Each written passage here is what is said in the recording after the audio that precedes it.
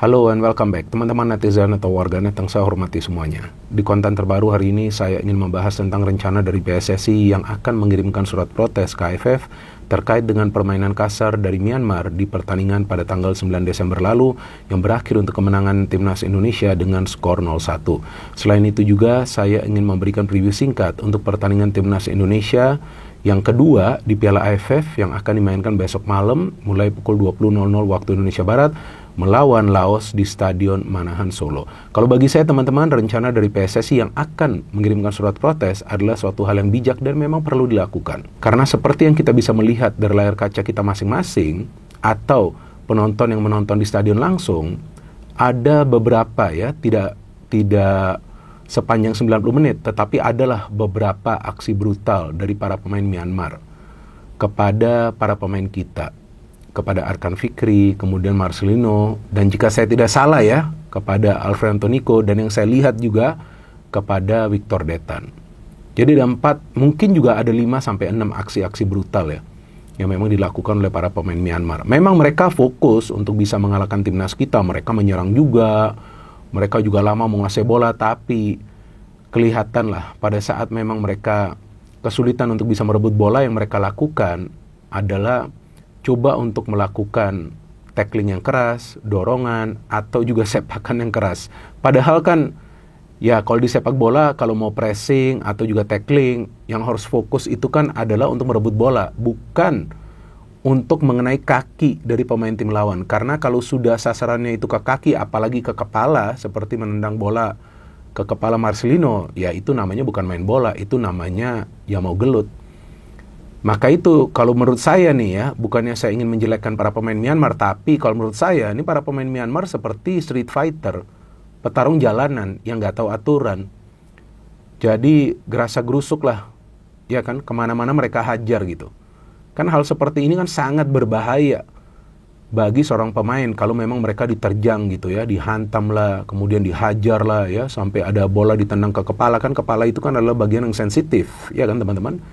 Jadi saya pikir memang PSSI perlu memberikan surat atau mengirimkan surat ya kepada AFF, tapi dalam hal ini juga AFF jangan nanti seperti biasa tanggapannya diplomatis, karena saya ingat sebelumnya juga pernah ada kan protes dari PSSI ke AFF kalau nggak salah tuh pada tahun 2022 ya, untuk menanyakan tentang hasil pertandingan antara Vietnam U19 ya pada saat itu lawan Thailand U19. Kalau nggak salah itu di Piala AFF U19 pada saat itu, yang bermain imbang satu sama, yang dicurigai ya, saya mengatakan yang dicurigai ada main mata ya antara dua tim tersebut, tapi kan tanggapannya diplomatis.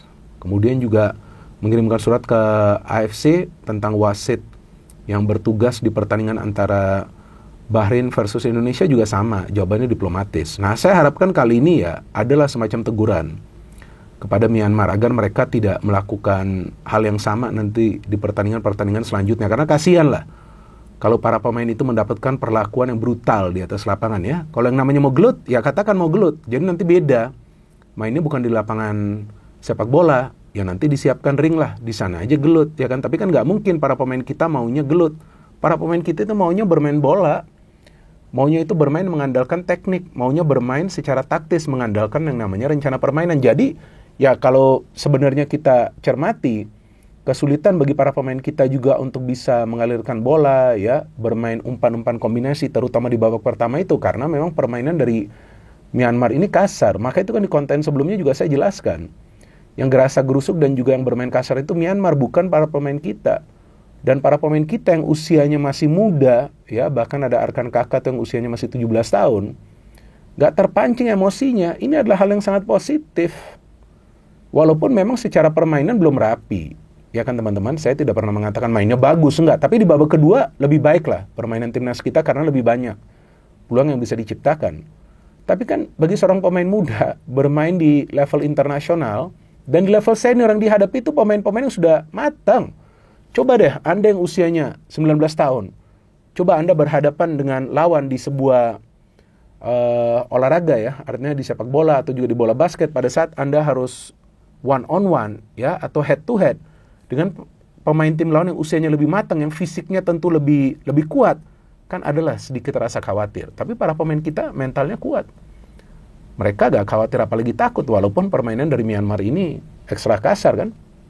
Seperti yang tadi saya katakan, brutal. Nah, hal seperti ini sebetulnya tidak boleh terjadi. Tapi ya, this is Piala AFF, teman-teman. Jadi, kalau sebelumnya kita menonton pertandingan-pertandingan dari timnas Indonesia di babak kualifikasi Piala Dunia, dan sekarang kita nonton pertandingan di Piala AFF, nah kelihatan banget perbedaannya. Tapi juga kalau kita melihat permainan dari tim lawan seperti Myanmar, gak ada tuh yang namanya rencana permainan, bola langsung diberikan ke depan. Dan para pemain kita memang coba untuk bermain dengan yang mengandalkan umpan-umpan pendek. Ya nggak gampang, lapangannya aja hancur, ya kan. Justru nih sekarang nih Laos enak mendapatkan lapangan yang bagus kan, Stadion Manahan Solo kan.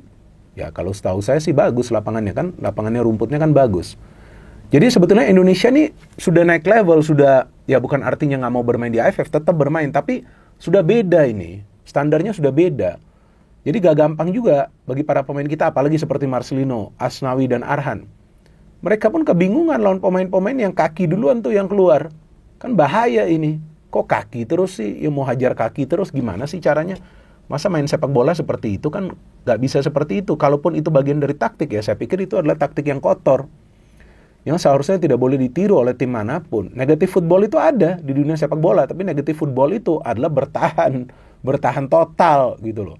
Kalau negatif football bermain brutal, ya tim itu pasti mendapatkan sanksi. Jadi yang saya baca beritanya bahwa surat protes ini bukan agar AFF memberikan sanksi kepada Myanmar, tapi agar AFF itu memberikan teguran kepada Myanmar. Ya jangan dong bermainnya kasar seperti itu, ya malu-maluin juga bagi mereka.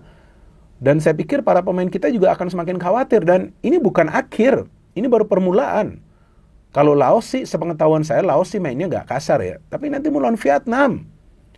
Masa lupa Vietnam ini kan tim yang main kungfu juga ini, kungfu football juga, hati-hati loh lawan Vietnam. Nah saya gak ngerti nih, apakah Shin Taeyong mau mengambil resiko memainkan Marcelino, kemudian Asnawi, Arhan. Memang ada kepentingan juga, jangan kalah ya kan, kalau bisa kita menang di kandang tim lawan. Tapi kalau mereka bermain ekstra kasar, ini kan Vietnam ini kan lagi kesel.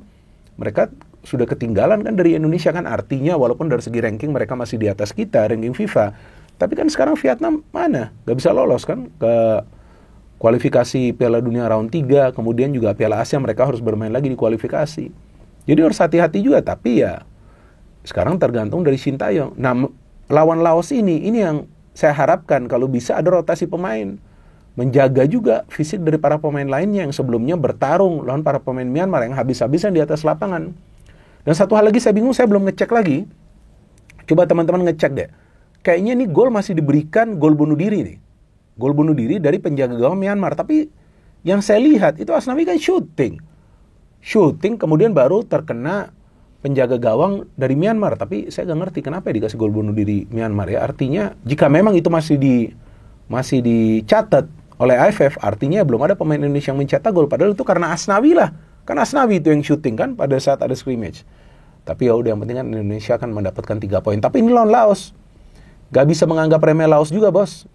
Meskipun Laos ya, kalau secara permainan memang di bawah Myanmar ya. Tapi Laos ini kan juga nothing tulus. Apalagi sudah dihajar sama Vietnam 1-4 kan.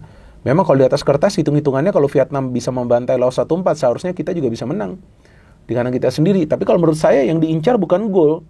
Yang diincar adalah 3 poin lagi. Supaya nanti lawan Vietnam sudah lebih tenang, artinya bebannya tidak sebesar seperti sebelumnya. Kalau bisa menang lawan Laos, artinya kan timnas kita sudah mendapatkan 6 poin. Jalan untuk lolos ke babak selanjutnya semakin terbuka. Nah, ini yang saya harapkan nanti lawan Laos akan ada rotasi. Nah, bisa juga nanti penjaga gawang juga dicoba, penjaga gawang yang lain. Di back juga mungkin akan ada perubahan. Ya, di tengah juga mau berikan kesempatan kepada pemain-pemain yang lain. Dan juga tentunya di depan, karena depan ini yang masih menjadi persoalan loh. Kan bukan striker juga itu yang shooting. Yang shooting itu adalah Asnawi Mangkualam kan. Yang kita tahu adalah pemain yang biasa bermain di fullback sebelah kanan atau juga wingback sebelah kanan. Jadi depan pun saya harapkan akan ada rotasi. Ya kalaupun mau memainkan Asnawi, Arhan, Marcelino dan juga strike, ya mungkin babak kedua akan lebih ideal ya. Jadi 45 menit diberikan kesempatan bermain. Kemudian setelah ini mereka akan bermain di Vietnam. Strike sendiri tuh susah payah loh melewati hadangan dari para pemain Myanmar.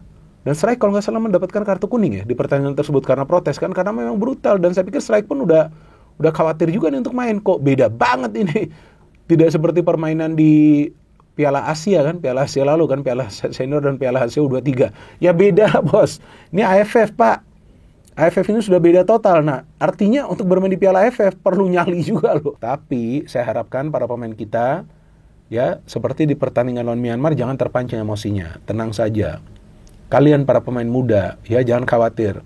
Ya, karena semua supporter dari Timnas Indonesia itu di belakang kalian. Ya teman-teman, kita semua support mereka. Karena ini adalah kesempatan emas dan langka bagi mereka untuk bisa membela Timnas Indonesia senior di sebuah ajang internasional. Yang mereka akan hadapi adalah tim-tim lawan yang mayoritas adalah pemain-pemain yang usianya sudah matang. Yang mayoritas pemain-pemain itu mendapatkan menit bermain di klub mereka masing-masing. Tapi para pemain muda kita ini kan tidak semuanya mendapatkan menit bermain secara reguler di klub mereka masing-masing. Mungkin mainnya hanya 45 menit, mungkin ada juga yang mainnya 15-20 menit. Tapi lihat fighting spirit mereka, ya. Demi negara, luar biasa mereka di atas lapangan. Maka itu yang selalu saya katakan, ayo kita dukung mereka. Gak apa-apa kalau kita mau memberikan mereka kritik, tapi bagi para pemain muda yang sekarang ini berjuang untuk bermain di level senior, ya tidak mudah lah bagi mereka untuk bisa perform secara konsisten. Dan saya pikir kalau kita memberikan mereka kritik secara sarkas, apalagi yang keras, yang dikhawatirkan nanti kena mental mereka. Ya, karena mereka ini masih dalam progres untuk menjadi pemain yang kita harapkan nanti bisa menjadi bagian dari timnas senior. Dan mungkin banyak yang menilai gak mungkin lah para pemain ini akan diambil oleh Sintayong untuk timnas senior nanti yang bermain di kualifikasi Piala Dunia. Kenapa gak mungkin? Ya lihat saja, antara para pemain diaspora saja kan tidak semuanya bisa mendapatkan tempat karena ada yang namanya persaingan, ada yang namanya kebutuhan tim.